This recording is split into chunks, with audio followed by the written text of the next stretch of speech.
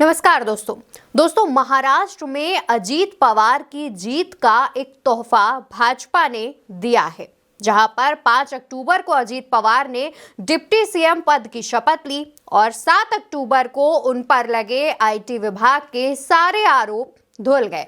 जी हां, दिल्ली के आयकर विभाग ट्रिब्यूनल ने पवार की 1000 करोड़ से ज्यादा की संपत्ति को फ्री कर दिया है।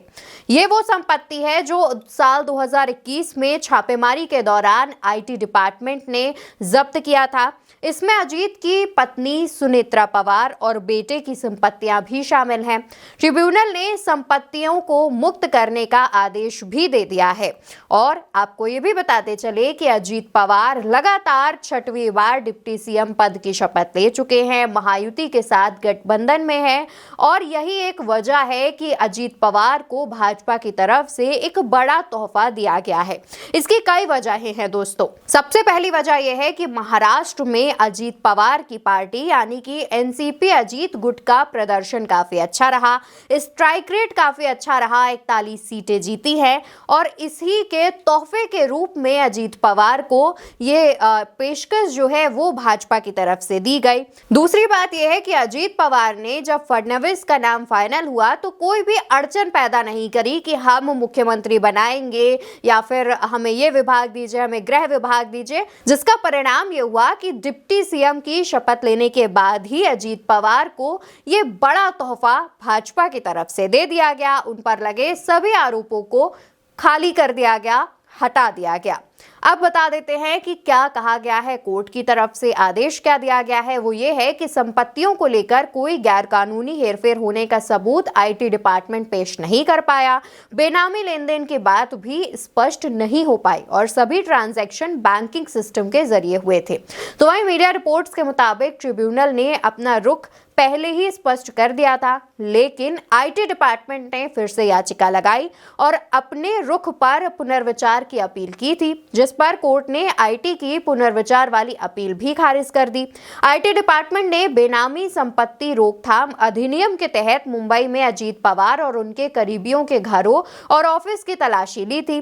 मीडिया रिपोर्ट्स के हिसाब से देखें तो सभी संपत्तियां सीधे अजीत पवार के नाम पर रजिस्टर्ड नहीं थी, बल्कि दोस्तों 30 से ज्यादा संपत्तियां सीज की गई थी। इनमें से जो अहम संपत्तियां हैं उनका जो डेटा है वो भी हमने आपको स्क्रीन पर दिखाया है। और आपको बताते चले कि अजीत पवार पर कई केस दर्ज थे, आईटी के, ईडी के कई केस दर्ज थे। जब वो 2023 में अलग हुए थे, एनसीपी के 2 टुकड़े किए थे और जाकर महायुति गठबंधन में शामिल हुए थे, भाजपा के साथ शामिल हुए थे, इसके बाद ही कहा जा रहा था कि अब भाजपा की वॉशिंग मशीन अजीत पवार को धुलकर साफ कर देगी। और हुआ भी कुछ ऐसा ही, क्योंकि अक्सर ऐसा देखा जाता है कि जब तक कोई नेता विपक्ष में होता है तब तक आईटी, ईडी, सीबीआई जैसे कई केसेस उस पर होते हैं, लेकिन जैसे ही वो नेता भाजपा में शामिल हो जाता है वैसे ही एक एक करके धीरे धीरे सारे केस उनका पीछा छोड़ देते हैं और वो एकदम नए ईमानदार नेता हो जाते हैं। अब इस मामले पर लोग क्या कह रहे हैं वो बता देते हैं। सबसे पहले आप ये जान लीजिए कि कांग्रेस क्या लिखती है, लेकिन उससे पहले जो फोटो कांग्रेस ने ट्वीट की है वो भी देख लीजिए। इस पर एक नजर डालिए, जहां पर वॉशिंग मशीन के अंदर अजीत पवार दिख रहे हैं और उनके सामने पीएम मोदी उनको हाथ जोड़े हुए नमस्कार कर रहे हैं। और इसको ट्वीट करते हुए कांग्रेस ने लिखा कि बीजेपी की वॉशिंग मशीन, सारे दाग साफ, काले कारनामे साफ। वहीं गोविंद प्रताप सिंह एक जर्नलिस्ट हैं जो लिखते हैं, डिप्टी सीएम अजीत पवार के मजे ही मजे, वॉशिंग मशीन में धुलने का हुआ फायदा, अजीत पवार को बेनामी ट्रिब्यूनल से बड़ी राहत मिली। 2021 में बेनामी संपत्ति के एक मामले में इनकम टैक्स ने जिस संपत्ति को जब्त किया था उसे अब अजीत पवार ने छुड़वा लिया है। इसके अलावा नितिन अग्रवाल हैं जो कि कांग्रेस के एक नेता हैं, कार्यकर्ता हैं, वो लिखते हैं, देखिए मोदी वॉशिंग मशीन का कमाल, भ्रष्टाचार के सारे दाग मिटा दे, सारे काले कारनामे पल में छिपा दे। अमित शुक्ला नाम के एक यूजर हैं जो लिखते हैं, विश्व गुरु द्वारा प्रमाणित ईमानदार घोषित होने की दादा अजीत पवार को हार्दिक शुभकामनाएं। वहीं अजीत सिंह राठी नाम के एक वरिष्ठ पत्रकार हैं जिन्होंने लिखा कि अब समझ में आया उस दिन प्रेस कॉन्फ्रेंस में जब एकनाथ शिंदे ने शाम तक स्थिति साफ करने को कहा, तब अजीत पवार ने कैसे उछलकर कहा था कि मैं तो शपथ लेने वाला हूं। ये है सियासी वफादारी का पुरस्कार। आखिर बरी हुए अजीत पवार।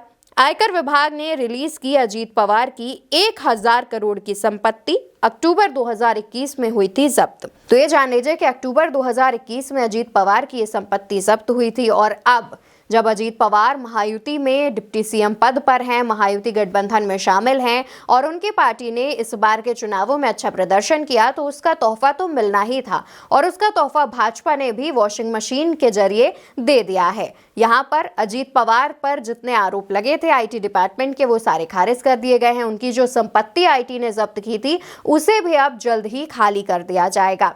ऐसे और भी कमेंट्स हैं दोस्तों जो कि कई लोग कर रहे हैं कि अब वॉशिंग मशीन का फायदा हुआ है।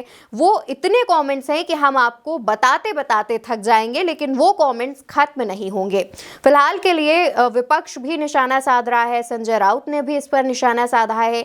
लेकिन इस खबर पर आपकी जो भी राय हो, अजीत पवार के वॉशिंग मशीन में जाने के बाद धुल कर एकदम ईमानदार तो खैर नहीं निकले हैं वो, लेकिन उन पर जो आरोप है वो जरूर धुल गए हैं।